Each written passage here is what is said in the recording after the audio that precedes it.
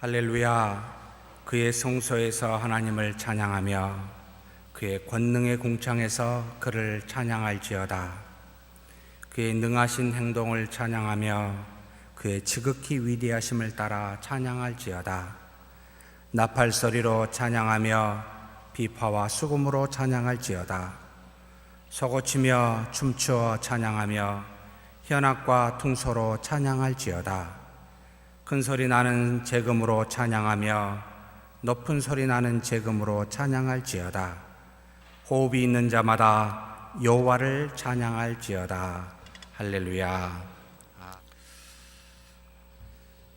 우리가 부르는 찬송가는 원래 사실 기독교 전통에서는 없었습니다. 주로 구약에서 다윗 또는 아삽, 고라의 후손 또는 솔로몬 등이 만든 시편을 가지고 주로 했고, 그리고 지금부터 500년 전에 가톨릭에서 나온 우리 개신교, 프로테스탄티즘 또는 프로테스탄트라는 표현으로 저항자들이었던 우리가 원래 찬송가보다는 사실 시편을 가지고 부르는, 하나님께 찬송을 드리는 그런 어떤 전통을 가져왔습니다. 아무래도 찬송가는 하나님의 은혜를 주시는 것에 감동하여 우리가 하나님 앞에 여러 가지 모양으로 우리가 표현하지만 꼭 하나님의 말씀과 일치하거나 하나님의 말씀이라기보다는 우리에게서 나오는 우리의 감동이기에, 어쩌면 믿음의 개혁주의 선조들은 사실 시편을 더 즐겨하였다라는 걸 기억하시면서 지금의 찬송도 함께 불렀으면 좋겠습니다. 오늘 함께 나눌 이 시편의 150편 마지막 장입니다. 5권으로 구성된 이 시편의 마지막 장, 하나님 앞에 신자로서, 하나님의 거룩한 백성으로서, 또 지금 사는 하나님의 자녀로서 우리가 드려야 될 가장 궁극적인 상태라면 찬양, 찬송입니다. 물론 이 찬양과 찬송은 입술로 곡을 붙여 무언가를 하나님 앞에 노래는 올려드리는 그 어떤 곡조만을 말하는 것은 아닙니다. 할렐루야 라고 지금 처음에 번역 안 하고 그렇게 써놓고 뒤에는 그의 성소에서 하나님을 찬양하며 라고 번역해 놓고, 참 이게 어떻게 이렇게 할까라고 생각이 좀 되어집니다만, 할렐루야, 할렐루라는 표현은 히브리어로 높이다, 우리가 믿고 우리를 사랑하시는 하나님을 높여드린다. 그래서 찬송, 찬미로 해석을 합니다. 뒤에 야를 붙이는 것은 야훼, 여호와 하나님의 축약으로 할렐루야, 이걸 다시 말하면 여호와 하나님을 높입니다, 여호와 하나님을 찬송합니다, 이런 뜻이지요. 그런데 어디에서 여호와 하나님을 찬송할까요? 라고 묻으면 바로 1절 할렐루야 다음에 구체적으로 표현되어 있습니다. 아무 데서나 사실 불러서는 아니 됩니다. 할렐루야는 그의 성소에서 라는 말을 씁니다. 할렐루야, 그의 성소에서.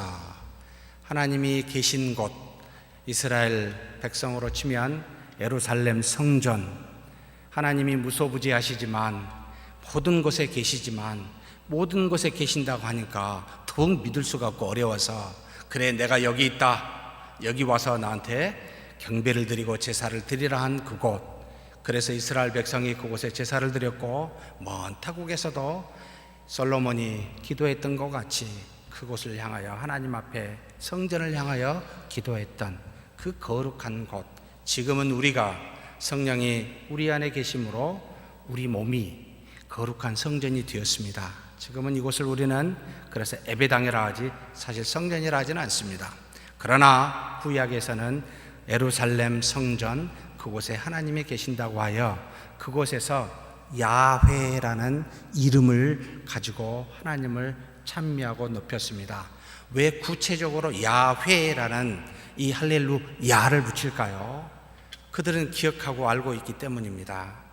하나님께서 우리 이스라엘 백성을 400년, 정확하게 하면 340년 동안 애굽에 있었을 때 우리를 모세를 통하여 구원하신 하나님, 굉장히 이스라엘 백성만이 야훼 할 때마다 구원의 하나님이다 라는 걸 기억하여 거룩한 장소, 우리를 구원하신 이 곳, 하나님이 계신 곳에서 할렐루야 했었습니다.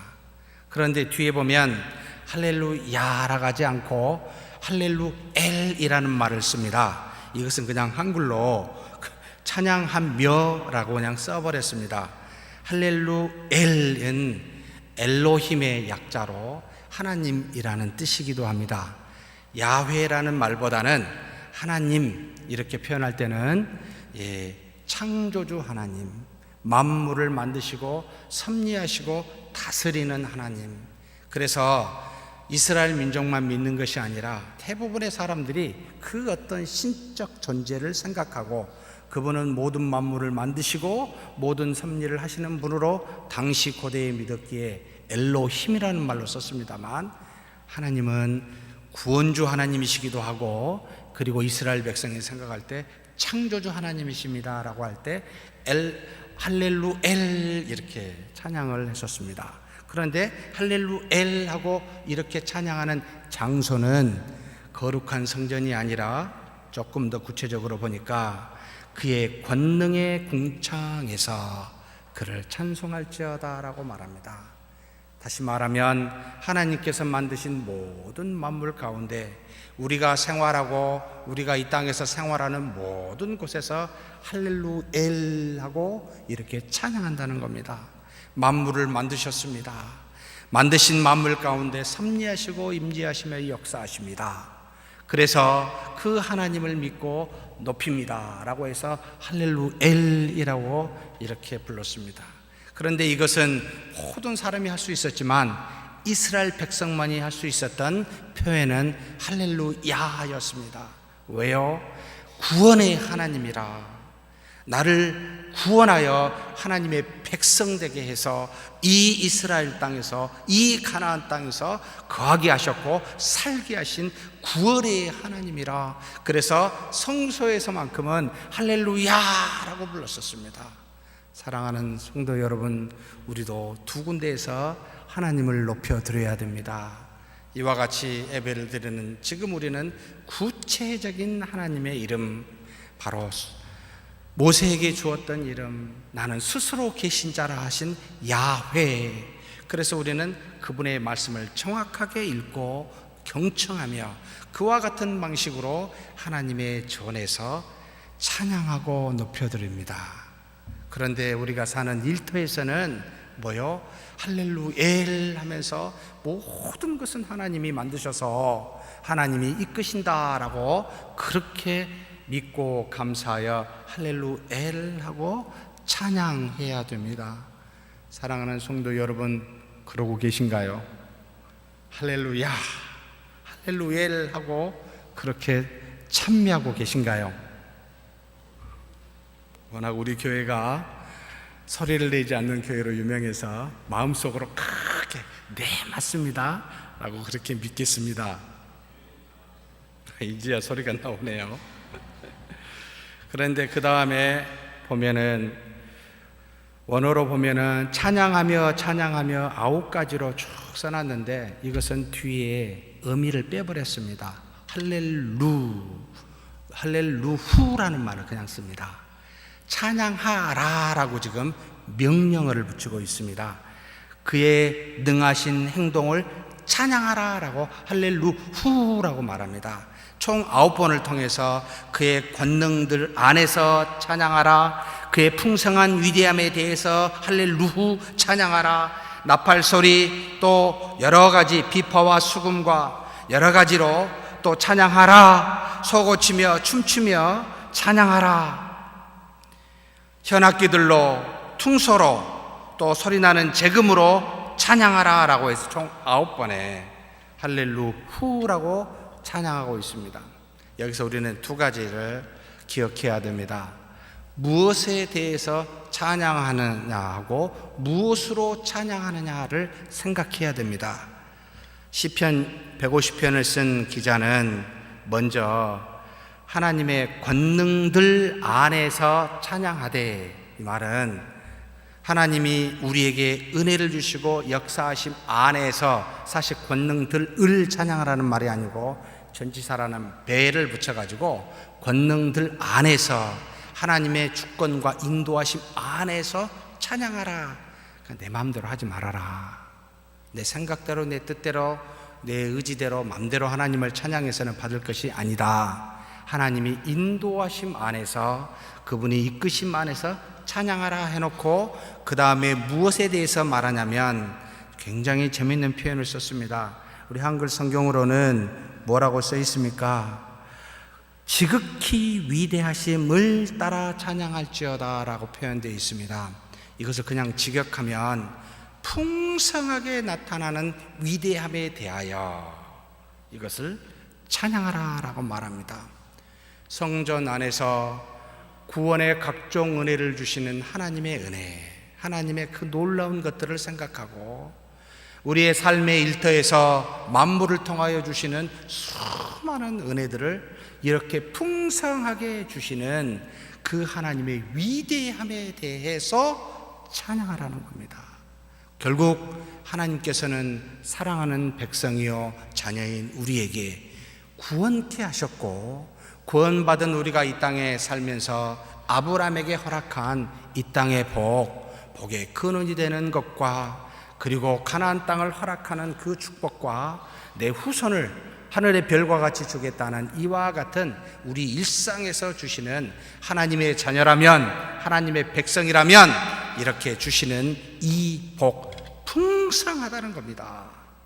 이 풍성한 위대함에 대해서 생각하고 그것을 찬양하라 라고 지금 가르치고 있습니다. 사랑하는 성도 여러분, 기도 간절히 기도하니까 응답 주셔서 너무 감사하다, 그래서 찬양해야 되겠다, 이것만 하시지 마시고 교회 안과 교회 밖에서 넘쳐나는, 비록 눈에 보이지 아니하시지만 우리와 동행하시며 우리를 지키시고 호흡하시고 살게 하게 하신 수많은 은혜들에 대해서, 그 풍성함에 대해서 우리는 찬양해야 합니다. 그래서 기독교인들의 본바탕은 뭐라고요? 우리가 굳이 그림으로 그리면 하얀 백지를 우리는 무엇으로 표현할 수 있습니까? 기독교는 감사라. 때리면 어우 아파 하지 마시고 감사합니다. 누가 나한테 욕하면 욱 하지 말고 감사합니다. 왜 그렇죠? 풍성한 은혜 때문에 그렇습니다. 그분의 위대함에서 나오는 그 풍성함 때문에, 사랑하는 성도 여러분, 우리는 그래서 무조건 감사가 맞습니다. 그래서 범사에 뭐 하라고요? 쉬지 말고 뭐 하라고요? 아니, 어떤 여러분은 그런 생각이 나네요. 쉬지 않고 기도할 때 언제 감사합니까?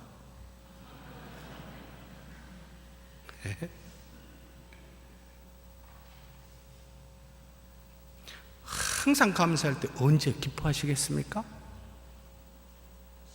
항상 기뻐할 때 여러분 언제 기도하시겠습니까? 이렇게 물을 때 뭐라 답변하십니까?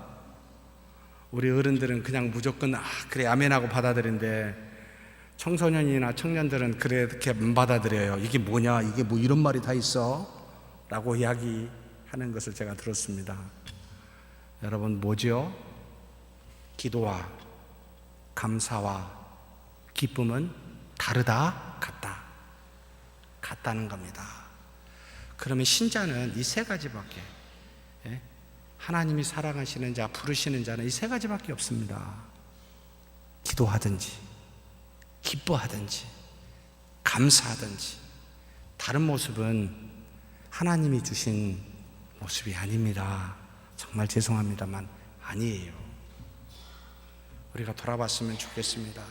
이렇게 풍성한 하나님의 그 위대하심에 대해서 찬양할 것밖에 없는데, 우리는 언제부턴가 작은 걸 가지고 불평하고 작은 것으로 사람을 비방하여 헐뜯어 상처를 주게 됩니다. 그러지 마십시다. 찬양한다는 겁니다, 이것에 대해서. 그러면서 두 번째로, 찬양하는, 무엇으로 찬양합니까? 굉장히 많이 나옵니다. 나팔로, 나팔 소리로. 관악기지요, 당시에는 양의 뿔로 만들었습니다. 양각 나팔입니다. 주로 신호용입니다. 음의 높낮이가 없기 때문에 큰 소리냐 작은 소리로만, 그래서 이스라엘 군대가 갈 때 또는 멈출 때 이 양각 나팔로 있었습니다. 찬양할 때도 시작할 때 나팔을 불고 끝날 때 불렀습니다. 이 나팔 소리로 찬양하라. 그런데 그것만 너무 단순해요. 그래서 비파와 수금으로, 지금의 현악기입니다. 당시에 순양의 청자에서 거기서 나오는 섬유질을 가지고 비파와 수금을 만들었습니다. 비파는 저음이요, 수금은 높은 음이었습니다. 비파는 12줄이요, 수금은 10줄이었습니다. 이것으로 찬양하라는 겁니다. 알렐루후 하라는 겁니다. 그런데 이 악기만 갖고 하면서 너무 좀 뭔가 좀 빠진 것 같아요. 그래서 소고 치며 춤추며 찬양하라는 겁니다. 소고는 누가 쳤습니까? 주로 여인들에 의해서 홍해를 건널 때 아론의 누이 미리암이 소고를 치고 하나님의 인도하심에 감사해서 나왔던 그 유래로 소고를 칠 때마다 주로 여인이 쳤습니다만 항상 따라오는 건 뭐였어요? 춤이었습니다. 춤추며 소고치며, 그냥 악기만 가지 말고 몸으로 하나님을 찬미하라 라고 지금 가르치고 있습니다. 그런데 또 그것만 아닙니다. 현악기들, 가느다란 실로 울림통을 만들어서 당시의 악기를 여러 가지로 만들었습니다. 퉁소로, 갈대나 나무로 만들어서 지금의 피리와 같습니다. 이것으로 또 하나님께 찬양하라는 겁니다. 재금으로, 재금은 지금의 심볼이지요. 두 개의 노출 앞에서 때리는 것을 말합니다. 이것으로 작은 소리로 때리고 큰 소리로 때리며 하나님 앞에 찬양하라. 다른 말로 말하면 가지고 있는 모든 것으로 하나님을 찬양하라 라는 말입니다. 사랑하는 성도 여러분, 여러분은 뭘 여기서 할 수 있습니까? 아무리 봐도 저는 할 수 있는 게 아무것도 없더라고요. 이 악기를 보니까. 주여, 나는 뭘로 하죠? 에이, 손바닥으로는 하자, 이런 생각이 듭니다. 없으면 맨몸으로라도, 누가 속어 치면 그냥 춤이라도 추자. 하나님이 누구십니까? 풍성한 은혜를 주신 분이니 너가 가지고 있는 그 무엇으로라도 하나님을 높이라, 찬양하라 라고 이 시편의 기자는 150편의 마지막마무리를 하는 이 시편 후 150편의 찬송으로 마무리하고 있는 겁니다. 왜요? 하나님의 백성이요 자녀된 우리는 할 것이 찬양밖에 없기 때문입니다. 궁극적인, 아니 전형적인 모습이라 라고 가르치고 있습니다. 그런데 마지막 6절에 무엇을 말합니까? 모든 호흡이 있는 것들, 사람을 포함한 모든 피조물을 다 말하고 있습니다. 사람만 찬양하는 것이 아니라는 겁니다. 여호와께서 만드신 그분의 영원하신 능력과 신성으로 만들어 그 안에 하나님의 그 무엇을 담지하고 있는 모든 만물은 하나님의 형상으로 만들어진 우리와 더불어 하나님을 찬양하라 라고 이야기합니다. 이럴 때 뭐라고 썼습니까? 여기에서 또한 할렐루야를 썼습니다. 그 높이신 구체적인 하나님, 구원의 하나님에 대해서 할렐루야를 붙여 찬양하라는 겁니다. 이것이 우리가 만물이 해야 될 궁극적인 모습이라. 그래서 이 자리에 앉아 있는 거 맞지요? 하나님을 높이기 위해서 우리는 앉아 있습니다. 그러면 뭐가 따라오지요? 은혜가 따라옵니다. 은혜를 받으려고 먼저 이 자리에 앉는 것이 아니라 구원에 감사하여, 삶에서 하나님이 주신 은혜에 감사하여 그것 때문에 먼저 앉아있는, 그래서 하나님을 할렐루야, 할렐루엘 하고 외치는 저와 여러분이 되기를 주의 이름으로 축복합니다. 하나님 아버지 감사합니다. 우리에게 은혜를 주사 하나님의 자녀로 구원하여 주셨고, 우리를 또한 이 땅에 살게 하시도록 일용할 양식과 만물을 허락하사 우리로 하여금 할렐루야, 할렐루엘이라고 외치도록, 찬미하도록 허락하여 주시니 감사합니다. 풍성한 그 은혜, 그 위대함을 하나님 앞에 찬송 드리오니 받아주시고 항상 찬미하든지 항상 기도하든지 항상 하나님 앞에 감사하는 우리 모두가 되게 하여 주시옵소서. 감사하고 우리 주님 예수님의 이름으로 기도하옵나이다. 아멘.